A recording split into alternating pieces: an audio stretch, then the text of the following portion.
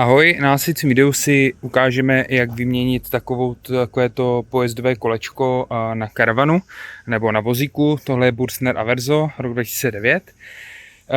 V podstatě zvednete si karavan co nejvíc, to půjde na kolečku, které jste tam měli. Já jsem si dal takhle dvě podnožky vlastně pod karavan. Poté vytáhnete, povolíte si tuto páku, vytáhnete si co nejvýš samotné kolečko a šroubujete, dokud vám ze spodu kolečko nevypadne. Takto.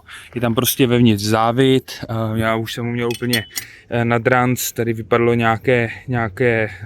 nějaká guma zevnitř dokonce, takže tohle kolečko je KO.